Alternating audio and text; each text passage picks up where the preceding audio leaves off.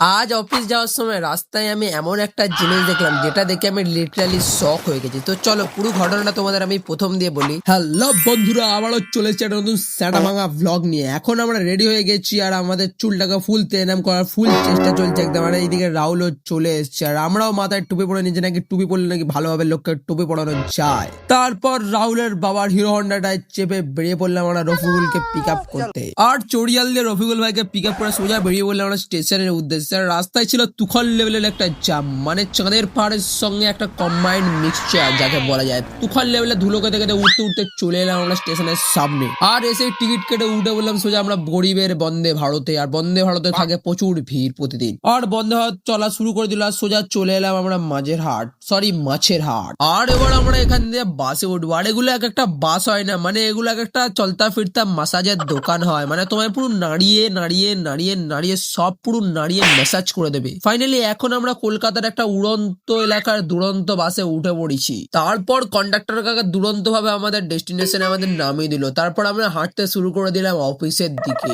আর তখনই চোখে বললো রাস্তায় একটা ভবাও ঘুরে বসে বসে খুব সুন্দর একটা ডিজাইন করছে। আর নিজের যে টেক্সটা লিখে সেটা ইংলিশে। উনি প্রতিদিন কালকে মানে হেল্প মি লিখেছিল, মানে ইনি এখানে বসে বসে এরকম সুন্দর সুন্দর ডিজাইনই করে। তারপর চলে এলাম আমরা অফিসের সামনে। আর আজ আমরা বাইরে দাঁড়িয়ে আছি কারণ আজ আমাদের কেবিন চেঞ্জ হবে, কারণ যেখানে আমরা কাজ করছিলাম ওখানে কাজ হয়ে গেছে শেষ। দেখা যাক এখন আমাদের কোথায় দেয়। বসে বসে বোর হচ্ছিলাম তাই ক্যামেরা খুলে নিজের চাঁদের টুকরো মুখটাকে দেখছিলাম। আর মাথার উপরে যে তেনাম চুলটা হয়ে আছে এটাকে কি করবো ভাবছিলাম। আর এবার দাদা আমাদের স্পটে নিয়ে যাচ্ছে, মানে কাজের নতুন জায়গা। আর এটা হলো আমাদের নিউ ডেস্ক। আর এসেই নিজের কাজ শুরু করে দিলাম, কারণ এমনিতেই হয়ে গেছিলাম অনেকটা লেট। দুপুরে লাঞ্চও করা হয় না তাই পড়েই আছে। ভাবছি কি করব। তারপর ব্যাগ প্যাক করে বেরিয়ে পড়লাম বাস ধরো বলে। আর বাসে উঠে দেখি উড়ন্ত বাস আজ ফাঁকা আছে আর একটা সিটও আমি পেয়ে গেছি। তারপর গেটের সামনে এসে একটু ভিউটা এনজয় করে নিলাম, একটু হাওয়া খেয়ে নিলাম। তারপরে চলে এলাম সোজা আমরা স্টেশনে, কারণ গরিবের বন্দে ভারতে উঠতে হবে। আর স্টেশনে এসে হালকাভাবে চাল বাজাকে পেট পুজো করে নিলাম, কারণ পেয়েছিল খুব জোরে